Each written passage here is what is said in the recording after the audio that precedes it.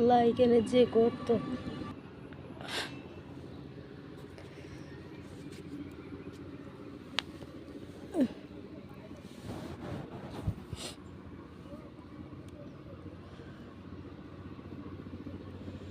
পানিটা অনেক পরিষ্কার,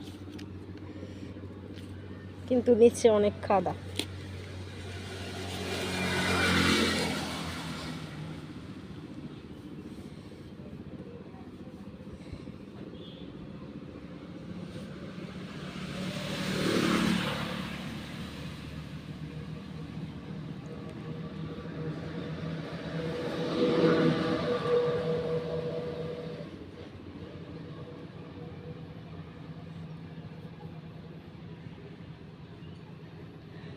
ওই পারে যেতে মন চায়, কিন্তু আমার ভয় লাগে।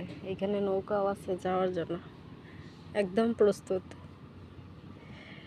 কেউ যদি হাত ধরে নিয়ে যাইত তাহলে যাইতাম, একা একা যেতে ভয় লাগে। ছোট সময় অনেক গিয়েছি।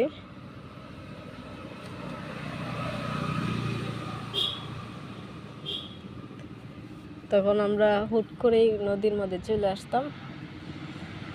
আম্মু দেখতো না, আমি যখন কাজ করতে ব্যস্ত থাকতো তখন চলে আসতাম। ওই পারে একটা ছেলে গোসল করতেছে।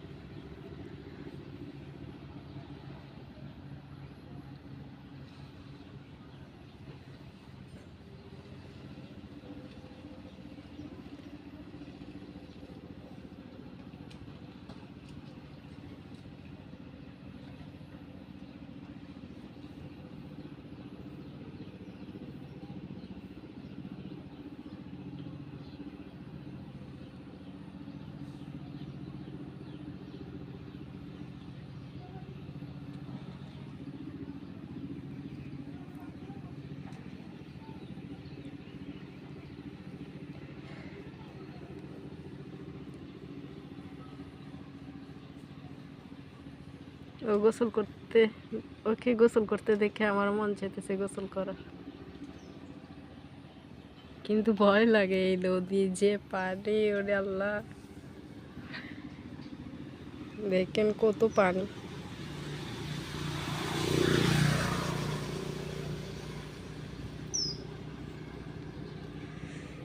ওই যে দেখেন,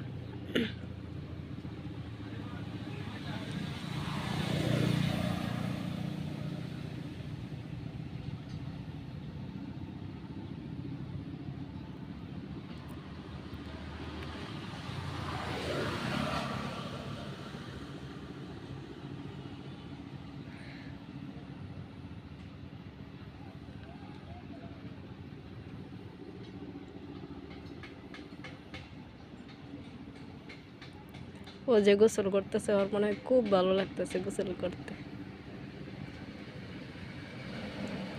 ওখানকার পরিবেশটাও খুব ভালো লাগে, একবারে মনোমুগ্ধকর পরিবেশ। ঠান্ডা হাওয়া, গরমের মধ্যে ঠান্ডা হাওয়া ভীষণ ভালো লাগে।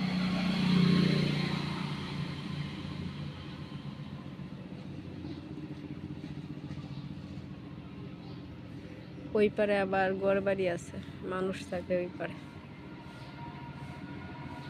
তবে ওই সাইডটা, ওইখানে আগে শুনতাম ছোটোর সময়, এখন এখানে একটু ঝামেলা আছে। এখানে ওই চরের মধ্যে একটা বড়ই গাছ আছে,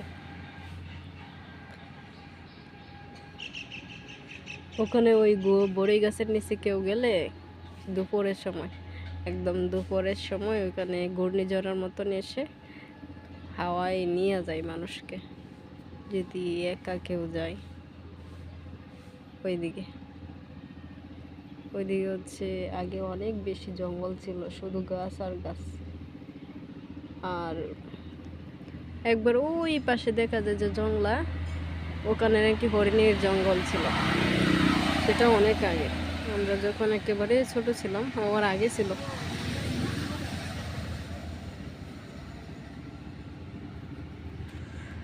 তখন হচ্ছে ওখানে হরিণ ছিল।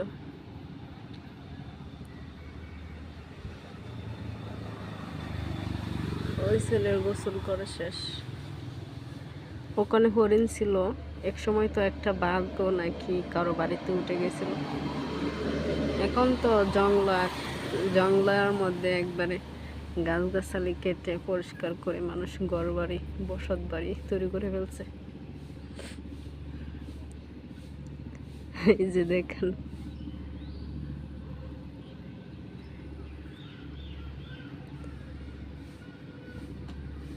ওইখানকার পরিবেশটা আমার কাছে ভীষণই ভালো লাগে।